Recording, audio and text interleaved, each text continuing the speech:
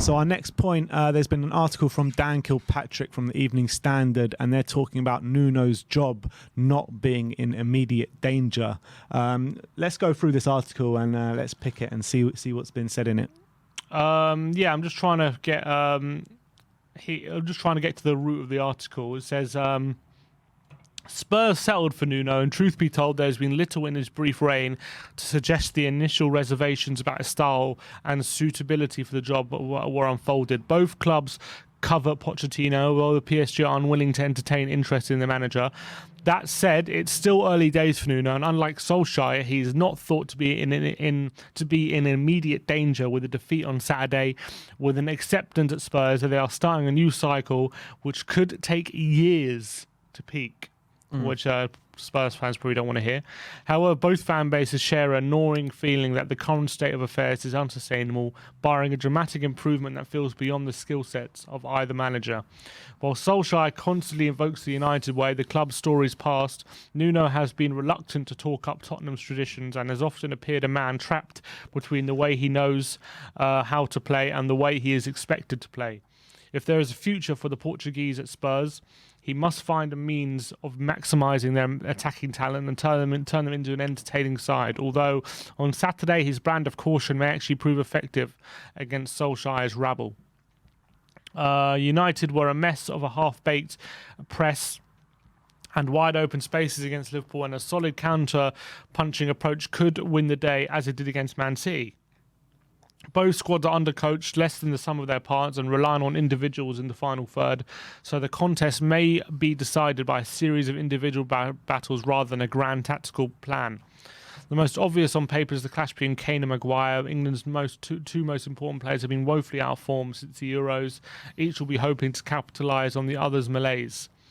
And then it goes on to some tactical battles. We'll go into that a bit later. But talking about Nuno... and that, do you feel like that's true when he says Nuno feels like a man caught between how he knows how to play and how he's expected to play? Yeah, I do think it's true, actually. I think it's absolutely spot on, to be honest, because I think Nuno obviously has that clear way of playing that he's shown at Wolves and what have you. And it feels as though he is trying to appease maybe Daniel Levy and the fans in terms of the way we set up with the 4-2-3-1, 4-3-3. And it also feels as though like Nuno makes changes in the team when the fan base are like complaining about it and stuff like that. Well, to be fair, I know obviously Palace was a terrible performance, but what's been like our real awful performances have been when we kind of gone too attacking. You know, Arsenal away. Comes to mind where we had Dele and Dombele in the centre, and that kind of front three as well. If Nuno didn't have pressure from the board, you know, with Daniel Levy when he came out before Nuno, all the stuff he came out with Tottenham DNA and all this kind of stuff, and you know, and it's the first thing he was asked about when he got the Spurs job as well, about Tottenham DNA. Everything's about this DNA. Everything's about attacking football. Everything's about free flowing football. But it's what you're saying about us being completely open when we're attacking. It feels as like he's not playing to his strengths, Nuno. That's not the way Nuno wants to play football, and he's being pressured to do it otherwise. And maybe we just need a manager that is, you know, that playing attacking football and free-flowing football and building from the back and pressing from the front is a manager that we need that has that in his forte, like Poch did. Yeah. And that's why everyone got a bit, even though we didn't know much about him, we all got a bit excited around Fonseca because at least we knew whatever was going to happen, we were going to play forward-thinking, progressive football. Yeah. And even if it, like, I'm sure even at this stage, he would got us playing better football than we are under Nuno. I don't know if the results would have been better, who knows, but at least the football would have been better. We know that for sure. At the moment, the football was dire, but... no pun intended. No pun intended. I heard this recently. I can't remember who said it. When I heard it, someone said that teams and clubs only talk about the club philosophy and the club way, or for example the Tottenham way, when they're losing, when things aren't going well. That's the only time these things are brought up. And No, I disagree. and when you're actually playing well, I disagree. and winning, it's only for when we losers, were that kind top of the talk. league last year under Mourinho, I saw loads of people complaining on Twitter saying, "Oh, it's still boring. We're not creating enough," and all that kind of stuff. And we were top of the league at the time. Yeah. And they were digging into Jose about style of football and Spurs DNA and stuff like that. Yeah, but they wouldn't be Spurs. saying that if we won the league, would they? No, but we were top of the league. Yeah. And, me and you were buzzing we were top of the league, but there's still a lot of the fan base about how boring it was and all that kind of stuff. Yeah, but maybe they're more complaining about it being not sustainable as opposed to not working. Maybe, but I don't think they were talking about sustainable football because, we all knew with the way Kane and Son were playing and the way they were scoring goals, the numbers that they were putting up, they wouldn't put it up forever. But I don't think that's what they were complaining about. They were complaining about the brand of football that they were seeing in front of them where, lack of creation, not scoring many goals, and just boring to watch. That's what they were talking about. And you think that if we were lower down the league but playing entertaining football, they wouldn't complain? There's a new age of Spurs fan that would complain, but the old age of Spurs fan wouldn't complain if we were playing good football.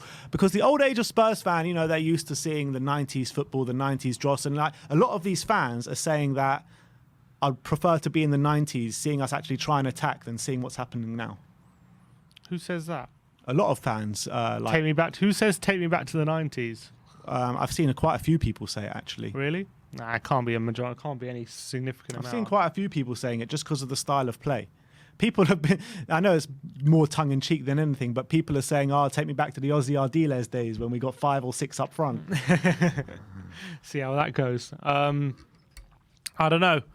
I do feel like there is an element of it where people do say, people do bring it back to philosophy and the Tottenham way and all that kind of stuff only when things are going wrong or when you're losing and it's kind of like a way it's like a cheap way to try and get people on side by saying the Tottenham way and stuff like that. I feel like it's we want to see open and attacking football, but I'm trying to think of the point I'm trying to make.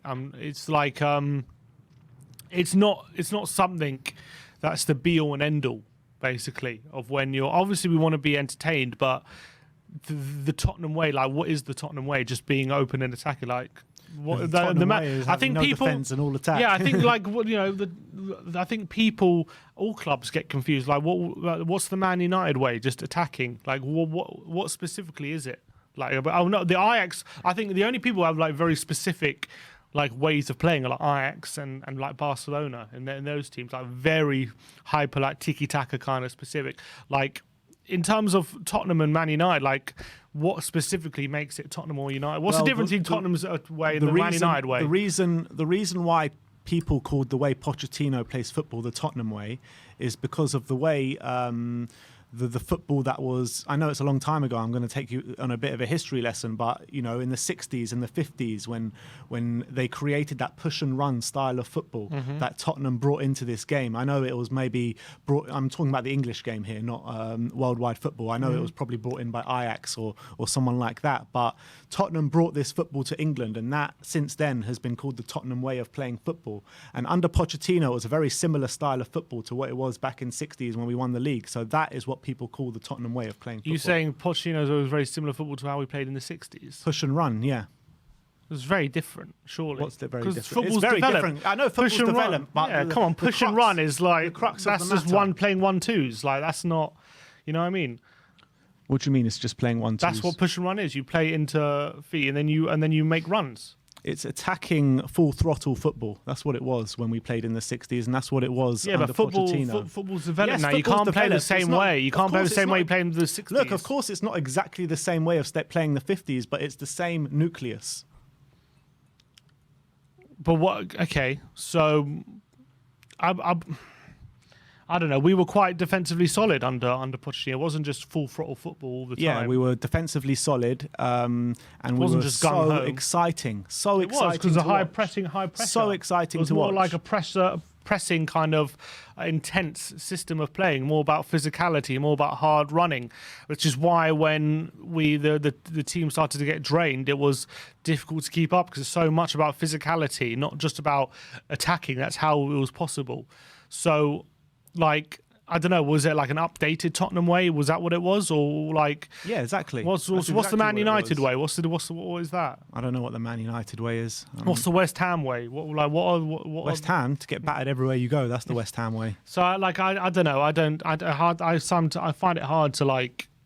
People just like to see their team win. I feel like that's just like what it is. And then once you're not playing well and you're finding it hard to create chances, people always say like, oh well, we need the Tottenham way back, or we need this way back. And I feel like it can get lost a bit.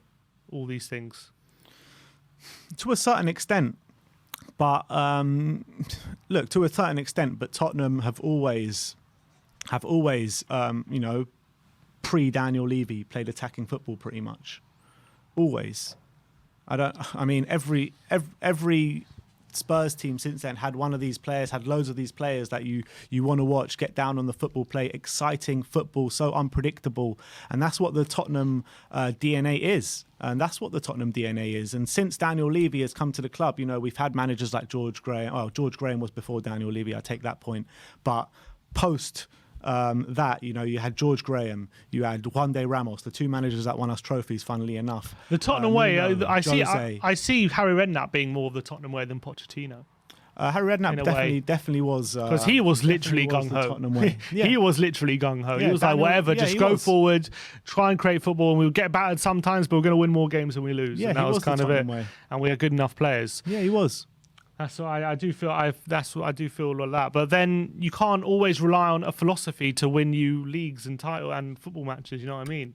So it decides what. I guess it's a question of what fans want all the time. Yeah. But as Alex Ferguson said, a good attack wins you games. A good defense wins you titles. Yeah. Well, we had a good attack and good defense under Poch. Didn't win us anything. Yeah, it was close though. That's the Tottenham way. Yeah, be close. Always just about miss out. That's the Tottenham way. All right, but yeah, in terms of Nuno, in terms of him not being an immediate, in terms of what do you think about the quote from Kilpatrick saying Tottenham realised that this peak could take years to get to its peak. It's funny this that because cycle. Nuno's contract ends in years. Do you think 2 years? Nuno will be here in a few years' time to see the end of the peak of this cycle? I can't see us. Look, it's early days. It's still early days, and I don't want to rag on Nuno, and I'm no way want Nuno to be sacked or anything like that. I'm very far from that. Very far from that, and I don't understand the people that want to see him gone. Right now, because he's only been here a handful of games. So I think that we need to give him time. But do I see him kind of outlasting years to see this project grow? No, I don't, to be honest. And I can't see us. I can't see him staying here beyond what his contract is right now. Yeah, but it's very hard to see him earning a new contract somehow. The way we're playing at the moment, I obviously want to see a difference. I want to see something different. I'm going to give him time to do that. You got to give him time to try and get it right. But at the moment, from what we're seeing, I can't see that. But I'm not surprised his job's not in immediate danger. I don't think it would be fair for him to be in immediate danger right now, considering how early on he is in the job. So I think that's probably right. Even if we do lose on Saturday, I think you just got to, unfortunately, you've given him the job. You've got to give him time now. You can't just say, give him the job, and if you don't start being the perfect attacking team after 10 games, then you're out. That's no way to run a football club, unfortunately. And if you're going to do things properly, you have to give him time to try and mould the team and make them play how we want. And it's not going to happen after 10 games, unfortunately. That's just reality. So we might well lose on Saturday, but I wouldn't be calling for a set-in if we lose. Yeah.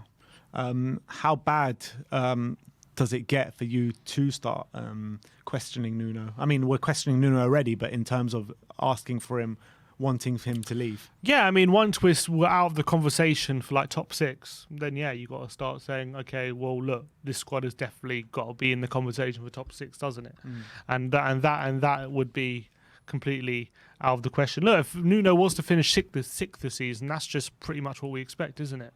That's what going into the season. I wouldn't say, oh, I'll finish sixth, I'll snap your hand off or anything like that. But I would say sixth is like that's pretty. That's like the bare minimum. You got to be at least getting back into the top six after a year of missing out of. You got to be back in the Europa League. So as soon as that is looking like we're going to be completely out of the question for that, I guess that's when you got to say, Nuno, unfortunately, it's just not working out. You know, for the majority of Spurs fans, right, we've kind of accepted that top six is where we're at the moment, right?